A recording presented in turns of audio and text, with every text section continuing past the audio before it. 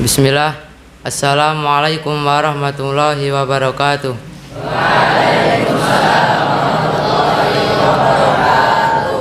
Innal hamdalillah nahmaduhu wa nasta'inuhu wa nastaghfiruh wa natubu ilaihi wa na'udzu billahi min syururi anfusina wa sayyiati a'malina.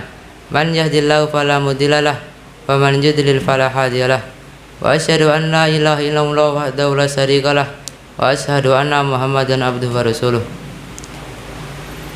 Qala Allahu ta'ala ya ayyuhalladzina amanu taqullaha haqqa tuqatih wa la tamutunna illa wa antum muslimun. Ya ayyuhalladzina amanu taqullaha wa qulu qawlan sadida yuslih lakum a'malakum wa yaghfir lakum dzunubakum wa man yuti'illaha wa rasulahu faqad faza fawzan adzima. Amma ba'du. Tidak ada kata yang paling pantas kita senandungkan pada malam yang berbahagia ini melainkan rasa syukur terhadap Allah Subhanahu wa taala, karena dengan nikmatnya kita dapat berkumpul di majlis yang semoga dirahmati Allah Subhanahu wa taala. Amin. Salawat bertaikan ke salam tak lupa kita sanjungkan kepada Nabi kita Muhammad sallallahu alaihi wasallam beserta para keluarganya, sahabatnya, maupun kepada orang-orang yang senantiasa mengikuti sunnah-sunnah beliau sampai datangnya hari kiamat. Amin. Duduknya saya di sini akan menyampaikan sedikit tausiah yang bertema bahaya riya. Setiap dosa yang dilakukan manusia memiliki tingkatan. Dosa terbesar yang dilarang syariat adalah kesyirikan, dan riya termasuk syirik asghar.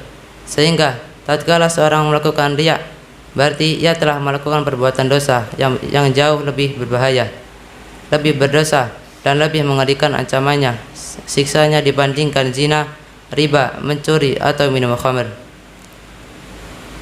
Dosa riya tidak diampuni. Allah Ta'ala berfirman artinya, sesungguhnya Allah tidak akan mengampuni dosa syirik, dan Dia mengampuni segala dosa di bawah syirik bagi siapa yang Dia kehendakinya. Barang siapa mensekutukan Allah, maka sungguh ia telah berbuat dosa besar. Quran Surah An-Nisa ayat 48. Rasulullah Shallallahu Alaihi Wasallam bersabda, barang siapa berjumpa dengan Allah Ta'ala dalam keadaan tidak menyekutukannya dengan sesuatu apapun, maka dia akan masuk surga. Barang siapa berjumpa dengan Allah dengan keadaan menyekutukannya, maka dia akan masuk neraka. Hadis riwayat Muslim. Adapun pelaku riya, maka diancam dengan neraka. Karena riya termasuk kesyirikan, maka pelakunya tidak akan diampuni kecuali dengan taubat yang sebenar-benarnya sebelum pintu taubat ditutup. Riya menghapus amalan yang tercampurinya. Dalam hadis qudsi diriwayatkan bahwa Allah Ta'ala berfirman artinya, aku adalah zat yang paling tidak membutuhkan sekutu. Barang siapa beramal dan dia menyekutukan aku dengan sesuatu yang lain dalam amalnya, maka aku akan tinggalkan dia dengan amalannya. Hadis riwayat Muslim. Riya termasuk syirik khafi. Riya disifati sebagai perbuatan syirik khafi atau samar yang menjangkiti hati dan tujuan pelakunya. Perbuatan syirik ini tersamar karena tidak ada yang mengetahui kandungan hati seseorang kecuali Allah Ta'ala. Oleh karena itu, Rasulullah SAW tetap mengkhawatirkan para sahabatnya terhadap riya. Padahal mereka memiliki tingkat keimanan yang tinggi dan merupakan sebaik-baik manusia setelah para nabi dan rasul. Maka kita generasi yang jauh dari masa sahabat harus lebih takut terkena riya dan waspada darinya.